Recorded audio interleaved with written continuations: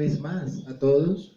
Les doy la bienvenida a este nuevo día de la Escuela de Reparación, que hace parte del Apostolado Mundial de Reparación, espacio en el que profundizamos más en la fe, podemos conocer más de Dios, de la enseñanza de la Iglesia, del Evangelio, para poder crecer en nuestra vida espiritual, en nuestra vida de fe, y poder dar testimonio del amor de Cristo en nuestras vidas.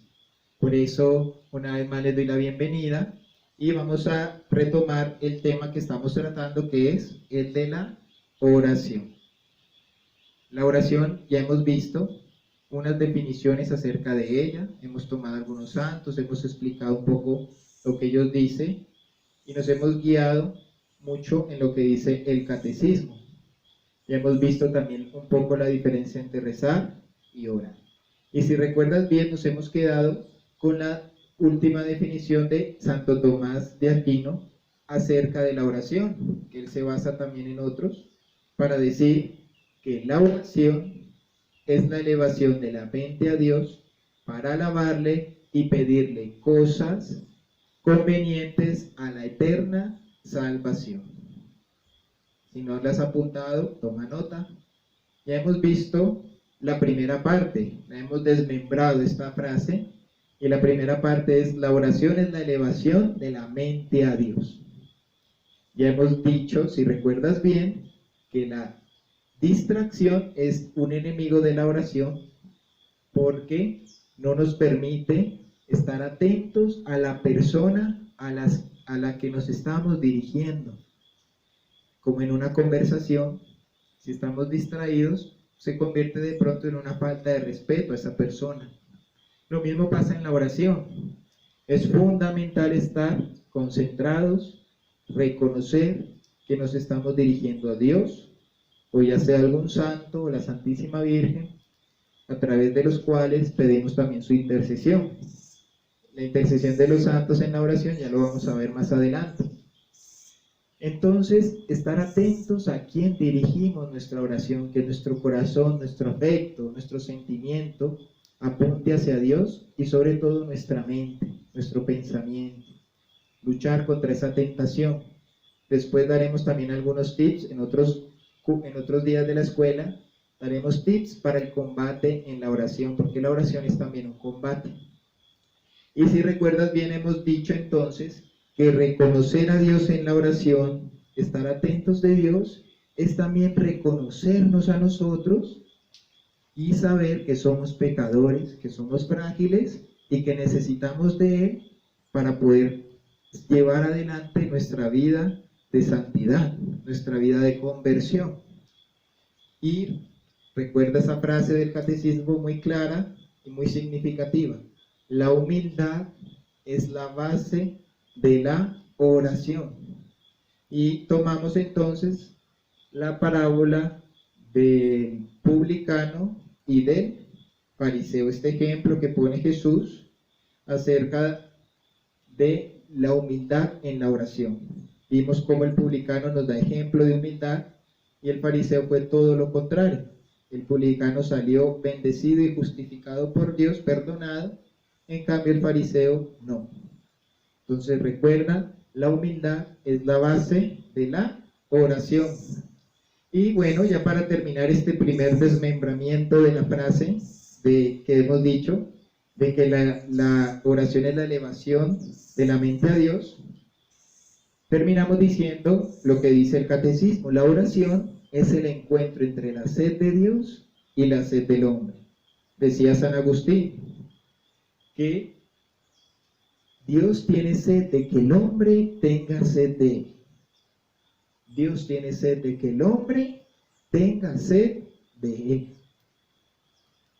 Miremos el ejemplo que nos dice el Evangelio. Te invito a que cojas tu Biblia y busques el Evangelio capítulo 4, versículo 5 en adelante. ¿Ya lo encontraste? Muy bien. Miremos bien este pasaje, porque nos va a ayudar a comprender lo que nos dice el catecismo acerca del encuentro entre la sed de Dios y la sed del hombre. Jesús nos pone un ejemplo muy humano para enseñarnos una realidad espiritual muy profunda en la oración. Por eso nos narra el Evangelio, que Él iba de Judea a Galilea. No iba solo, recuerda que Jesús iba con sus discípulos y en ese momento que van pasando por Samaria, deciden descansar, tomar un poco de aire, tomar un poco de descanso. Justamente los discípulos entonces van a comprar alimento y dejan solo a Jesús. Jesús experimenta esa sed, ese cansancio biológico, físico, que todos como seres humanos tenemos y experimentamos en nuestra vida. Jesús experimenta la sed de agua. ¿Quién de nosotros cuando ha sudado, ha hecho ejercicio, ha caminado bastante, no encuentra un alivio increíble, muy valioso, un alivio refrescante en el momento en que bebe agua o toma una bebida, ¿cierto? Algo líquido que le sacia esa sed? Es una experiencia realmente muy biológica, ¿cierto? Pero a la vez muy necesaria, porque si no bebiéramos, no tomáramos agua, pues nos deshidrataríamos y trae consecuencias peores. Bueno, Jesús pone este ejemplo y nos dice que él tenía sed, que llega una mujer samaritana a sacar agua del pozo en el que él estaba sentado, el pozo de Jacob. Esta mujer está sacando agua y Jesús la sorprende diciendo: tengo sed, dame de beber, ¿cierto? ¿Por qué llama la atención mucho este momento, este preciso instante de la pregunta de Jesús? Tanto que ella se sorprende: ¿cómo tú, siendo judío, me pides a mí, samaritana, de beber? Y es porque los samaritanos en la época de Jesús eran considerados por los judíos como traidores de Yahvé, ¿no? Traidores de su religión, de su creencia, porque ellos se habían mezclado con otros cultos a dioses paganos, entonces eran considerados como idólatras y eran por lo tanto discriminados, tratados mal, marginados, rechazados. Entonces la actitud de Jesús sorprende y sorprendería a cualquiera, porque él deja a un lado la discriminación, deja a un lado los prejuicios por acercarse a ella y por manifestarle una necesidad. La respuesta que le da ella entonces es de sorpresa, ¿no? ¿Y por qué a mí me pides esto? Entonces Jesús le responde: si supieras, conocieras el don de Dios y quién es el que te pide de beber, serías tú la que le pedirías de beber. Y yo te daría agua viva, manantiales de agua viva. Es la respuesta que le da Jesús. Mira cómo estaban hablando del plano biológico, de la sed física, ¿cierto? Y Jesús lo pasa a un plano más espiritual. La respuesta que da Jesús ya no habla solamente de la sed natural, de correr, del sudar, no. Habla de una sed que está en lo profundo de nuestros corazones, de una sed que manifiesta realmente que necesitamos de Dios. Dios se convierte entonces en una necesidad para nuestra vida, una necesidad especialmente en los momentos más difíciles, en los momentos de mayor dificultad, a quien podemos recurrir y nos ha prometido manantiales de agua viva, es decir, saciar la sed que tenemos de Él, fortalecernos, darnos la fuerza para continuar en nuestra vida. Entonces, esta es la respuesta que Jesús le da a ella. Ella luego entonces le va a decir: dame de beber de esta agua para que nunca más tenga sed. Porque Jesús le dice que el que beba de esta agua no tendrá más sed. Hermanos, este ejemplo es el encuentro entre la sed de Dios y la sed del hombre. No es solamente el hombre quien busca a Dios, es Dios quien busca al hombre. Es Jesús quien se acerca a la samaritana primero, y a partir de eso nos deja a nosotros y a ella una enseñanza para nuestra vida espiritual. Hemos ya profundizado un poco en la primera parte de la frase de Santo Tomás, ¿cierto? La elevación de la mente a Dios. Ahora continuemos, dice, para alabarle. Quedémonos en estas dos palabritas, para alabarle. Es importante, hermanos, reconocer que cuando oramos no es solamente pedir cosas a Dios, porque esto está bien, es excelente, es necesario pedirle a Dios, sí, pero no es la única manera de orar, y es importante reconocerlo y alabarlo y adorarlo como Dios. En este caso hablamos un poco de la oración de alabanza. En un momento, en una clase siguiente, vamos a hablar un poco de los tipos de oración. Pero ahora quedémonos con esto que es importante, lo que estamos viendo de para alabarle, y es justamente que a Dios le debemos el máximo honor, la máxima honra, la máxima adoración de nuestra vida, nuestra entrega. Esto es un deber de amor, porque Él nos ha dado todo, nos da todo. Entonces, rendir nuestro corazón a Él en la oración es importante, es fundamental. Y en este sentido, nuestra vida debe ir en coherencia con nuestra oración. Porque no tiene sentido que yo, de labios hacia afuera, ore a Dios, pero mi vida está lejos de Él. En este caso, la oración va junto al cambio de vida, al cambio de mis actitudes, de manera que no se aplique en nosotros lo que Jesús dijo justamente en Mateo 15, versículo 8, dice: este pueblo me honra con los labios, pero su corazón está lejos de mí.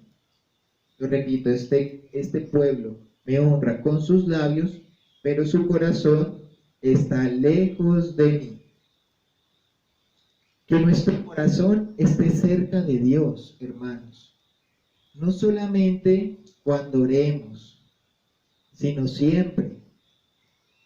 No tiene sentido que esté yo todo el día peleándome con los demás, o que esté yo pecando a escondidas, supuestamente que los demás no me ven, pero olvidando que Dios me ve. No tiene sentido que yo olvide a Dios en el día y me acuerde de Él solamente cuando voy a orar. La oración, hermanos, va junto con la vida. No la separemos. No separemos nuestra vida como en momentos o como en divisiones radicales entre uno y lo otro. No. La oración y la vida van juntas. Si yo alabo a Dios con los labios, con mi corazón en la oración, debo alabarlo también con mis actos. Debo alabarlo también con todo lo que yo hago en mi día a día, en mi vida cotidiana, en mi encuentro con mis familiares, con las personas del trabajo, en mi encuentro con mis amigos, con mis compañeros, en el día, en la noche, en la mañana, en todo momento. La verdadera alabanza a Dios es reconocerlo a Él, no olvidarlo. La oración, entonces, recuérdalo, va unido con la vida. Y por eso tenemos este tipo de oración, alabanza y adoración. Como veremos más adelante, también hay tipos de oración como intercesión y acción de gracias. Entonces, con la siguiente parte de esta frase: y pedirle cosas convenientes a la eterna salvación. Lo repito, pedirle cosas convenientes a la eterna salvación. Podemos encontrar en el Evangelio según San Mateo, capítulo 7, versículos del 7 al 11, y en otros muchos pasajes del Evangelio y de la palabra de Dios, cómo Dios siempre es un Padre bueno, amoroso, que está atento a las necesidades de sus hijos. Por eso dice: pidan y se os dará, buscad y hallaréis, llamad y se os abrirá, porque el que busca encuentra, el que pide recibe, el que llama se le abre. Entonces nos muestra que Él siempre está atento a las necesidades nuestras, y eso está bien reconocerlo en el momento en que oramos. ¿Por qué? Porque lo que más le agrada a un padre es que sus hijos necesiten de Él y le pidan, y que Él se goce dándole a los hijos lo que necesitan para su vida, para que sean sobre todo felices. Sin embargo, podemos caer en un error en la oración, y es el siguiente: pedir solamente cosas materiales. La oración no es solamente para pedir de Dios lo material, que nos vaya bien económicamente, que tengamos salud, que tengamos trabajo, que tengamos vivienda. Lo repito, Dios quiere lo mejor para nosotros, por lo tanto siempre nos quiere que tengamos estas bendiciones en nuestra vida. No es que esté mal pedirlas. Sin embargo, nos dice justamente Santo Tomás, nos dice que hay que pedirle a Dios las cosas materiales solamente como medios para alcanzar un fin mayor, que es la salvación. Es decir, no pedir las cosas materiales solamente por gusto, por placer o por un deseo personal, sino teniéndolo en cuenta como algo que valga la pena para mi vida espiritual. De manera que si voy a pedir algo material, pero voy a estar apegado a ello, y mi vida va a depender de ello, y si no lo pierdo, entonces me deprimo, entonces deja de tener sentido la oración, porque lo principal de la oración, nos va a decir, es justamente que podamos crecer en nuestra conversión y ayudar al prójimo. Recuérdalo, crecer en nuestra conversión y ayudar al prójimo. Por eso, si vas a pedir algo en tu oración, algo material, piensa, reflexiona antes de pedirlo, ¿no? Y esto en realidad ayuda a mi prójimo, y esto en realidad me ayuda a mi conversión, porque si no, muchas veces será mejor no pedirlas. Si lo que me va a traer es alejarme de Dios, o si lo que va a traer es desgracias para los demás, no va a ser conveniente para mí pedir eso. Sin embargo, hay una certeza, y es cada vez que pedimos bienes, cosas, bienes espirituales, el bien de una persona, la conversión de mis familiares, mi conversión personal, la santificación de los sacerdotes, el eterno descanso de las benditas almas del purgatorio. Cada vez que yo pido por la salud espiritual de los demás, para que conozcan a Dios, por los que no creen, estos bienes espirituales es certeza de que Dios lo quiere para nosotros, es certeza de que es lo mejor, porque nos trae la vida eterna a nosotros y a los demás. Cada vez que pedimos por este tipo de cosas, entonces no debemos dudar, debemos tener la firme convicción de que es la voluntad de Dios, de que Dios nos lo concede porque Él quiere lo mejor para nosotros. Estos son los bienes espirituales hacia los cuales nuestra oración debe estar principalmente orientada. Reconocer a Dios no solamente como dador de lo material, sino ante todo como dador de la eterna salvación. Espero que te haya servido la definición que hemos analizado de Santo Tomás de Aquino para profundizar un poco más en el sentido y en el significado de la oración. Terminemos este día de la escuela un poco animándonos, motivándonos a crecer cada día más en el camino de la oración, en el camino del encuentro con Dios. Si orar es estar en contacto, en comunicación con Dios, es ponernos en su presencia, significa que es uno de los actos, de los ejercicios más importantes que podemos hacer en nuestra vida. Y te invito a que desde ya, si de casualidad de pronto no tienes esa costumbre, lo anotes en tu horario, en tu día a día, espacios, momentos de oración, de encuentro con Dios, que son esenciales en la vida del cristiano. La mejor manera de crecer en la oración, hermanos, es orando. La mejor manera de crecer en nuestra relación con Dios, en esta intimidad con Dios, es justamente practicando la oración.